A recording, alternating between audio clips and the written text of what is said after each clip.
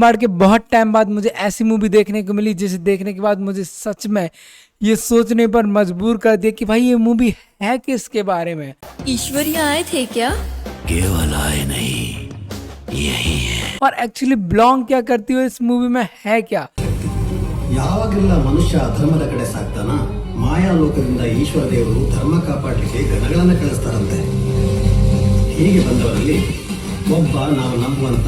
और ऐसा मैं क्यों कह रहा हूँ वो तुम्हें आगे पता चल जाएगा, इसलिए पूरी वीडियो में बने रहना और हम पूरा डिस्कस करेंगे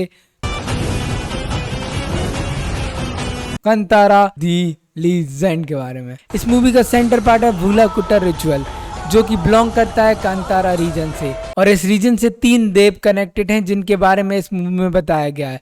लेकिन वो चीजें क्या हैं जिनके बारे में मूवी में बताया गया है, और मैं भी इन सभी के बारे में बात करूंगा। लेकिन उससे पहले कांतारा मूवी की मेकिंग को जानना पड़ेगा। तो कांतारा मूवी बनाने के लिए सबसे टीम ने अपने ही रीजन में फेमस कोला रिचुअल को सिनेमेटिकली दिखाने का प्रयास किया है। लेकिन इसे सिनेमेटिकली दिखाने के साथ साथ ऋषभ शेट्टी के पास सबसे बड़ा चैलेंज ये भी था, धार्मिक रिचुअल्स को आप इतनी बड़ी पब्लिक के सामने प्रेजेंट कर रहे हो, तो उसे प्रेजेंट करने का भी चैलेंज ऋषभ शेट्टी के पास था, जिसे उन्होंने बखूबी निभाया है।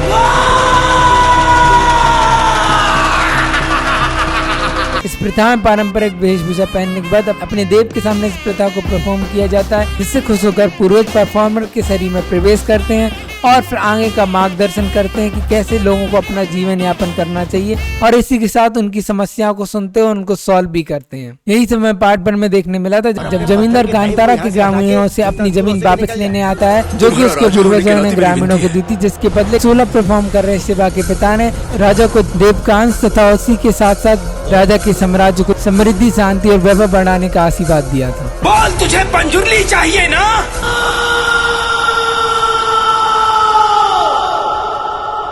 मेरी आवाज जितनी दूर तक जा रही है उतनी जगह गांव वालों को तुझे देनी होगी। आप जो कहे पंजुर्ली। और इसी कहानी को अनफोल्ड किया जाता है कांतारा चैप्टर 1 में, जो कि कांतारा का सीक्वल ना होकर एक प्रीक्वल मूवी है, जिसमें हम जानते कि आखिर ये सब कहानी का ओरिजिन क्या था। कहानी जाने से पहले हम इसकी लीड कास्ट के बारे में डिस्कस कर लेते हैं। इसकी लीड कास्ट में देखेंगे आपको ऋषभ शेट्टी, जो कि कांतारा में निवासित आदिवासियों के मुखिया के रूप में दिखाया गया है, जिसके जन्म के बारे में तो किसी को नहीं पता, लेकिन जब वह जन्मा था तो वह गुफा के अंदर एक छाल के पत्ते पर मिला था, जिसकी रक्षा एक शेर कर रहा था, और जिसके कनेक्शन का रेफरेंस आपको मूवी में आगे दिखाया। वही हम बात कर रुक्मिणी वशिष्ठ की, तो जो इस मूवी में राजकुमारी का रोल प्ले कर रही हैं, और ये राजकुमारी है कदुम्बा डायनेस्टी की, जिसके पूर्वजों ने एक बार कांतारा के जंगल पर हमला करने की कोशिश की थी, जिसमें उसके दादाजी की मृत्यु हो गई। लेकिन उसके पिता किसी तरह से बचते बचाते एक आदिवासी समूह कबीलिया के पास पहुंचे थे, जिन्होंने इसके पिता को वापस राजमहल पहुंचाया था। वही हम बात करें महाराज की, तो महाराज का रोल प्ले किया है साउथ मूवी की बहुत फेमस एक्टर जयराम ने। इन्हीं की दूसरी संतान मतलब राजकुमार का रोल प्ले किया गुलशन देवा ने, जो कि एक नेगेटिव कैरेक्टर में दिखते हैं राजा, जिसके कारण ये कहानी एक एपिक टर्न लेती है। कांतारा चैप्टर 1 द लीजेंड की पूरी कहानी समझने के लिए आपको जानना होगा कांतारा के उन 3 देवों के बारे में, जिनके बारे में मैंने पहले वीडियो के स्टार्टिंग में आपको बताया था। तो चलिए जानते हैं उन तीनों देवों के बारे में। इनमें से सबसे पहले आते हैं पंजुली देव, जिन्हें प्रोटेक्टर ऑफ कांतारा भी कहा जाता है, जिनके लिंग रूपी अंश को पार्ट 1 में शिवा के पिता ने राजा को दिया था, जिसके बाद राजा को समृद्धि, शांति और गौरव मिला, जिसके बदले में राजा ने कांतारा के जंगल को गांव वालों को दिया था। वही हम दूसरे देव की बात करें, जो कि बरारूपन, जो कि विष्णु देव के बराह अवतार के ही अंश हैं, जिनका प्रेजेंस कांतारा के पूरे जंगलों में पाया जाता है, और लॉर्ड विष्णु के तीसरे अंत होने के कारण ये बराह के रूप में जंगल में ही भ्रमण करते हैं, और जिनसे शिवा की मुलाकात कांतारा के पार्ट 1 में भी हुई थी।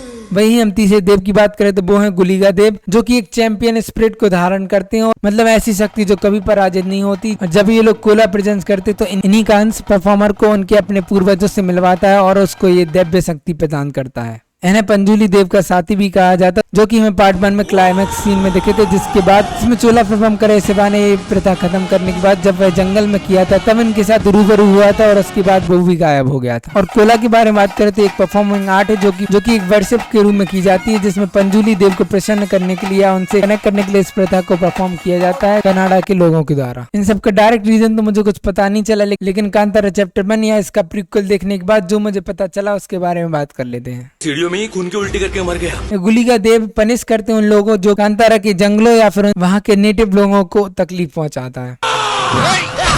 और कांतारा चैप्टर 1 द लीजेंड में या फिर इसी की प्रीक्वल मूवी में हमें इन सभी कहानी के ओरिजिन के बारे में पता चलता है।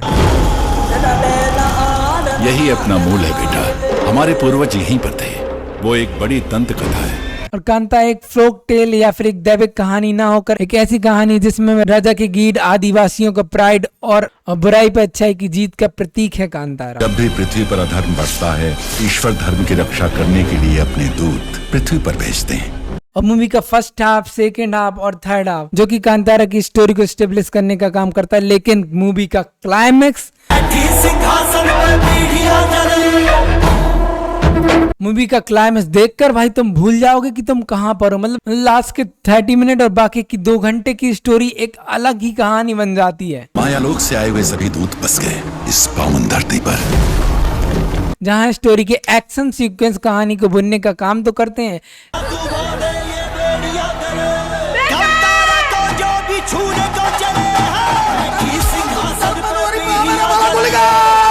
कहानी को बुनने का काम तो करते हैं, लेकिन उसको समझाने में थोड़े से फीके लगते हैं।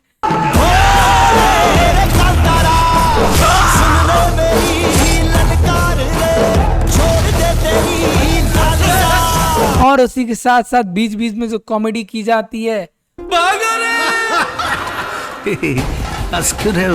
वो थोड़ी सी कहानी को ऑफ ट्रैक पर जरूर ले जाती है। लेकिन इसे देखने के बाद ऐसे राजामौली भी बोलेगा कि भाई मुझे अपना बोरिया बिस्तर समेट के निकल जाना चाहिए। मतलब मैं इतने सारे बजट की मूवी बनाता हूँ, ऋषभ शेट्टी ने 125 करोड़ में उससे भी खतरनाक विजुअल्स दिखाने वाली मूवी बना दी। और जिस तरीके से ऋषभ शेट्टी ने रुक्मणी वशिष्ठ का कैरेक्टर स्टेब्लिश किया एज अ राजकुमारी, वो भाई देख के मैं 3 फुट बाद तक भाई मुझे राजकुमारी से प्यार हो गया था कि भाई मतलब कितनी प्यारी राजकुमारी है।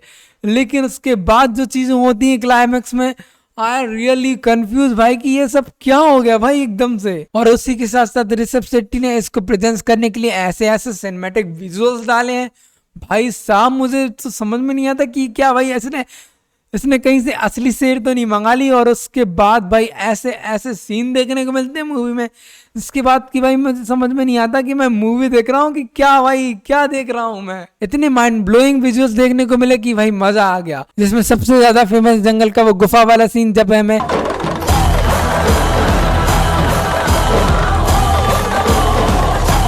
और उसके बाद इन 2 आदिवासियों का लड़ाई का फाइट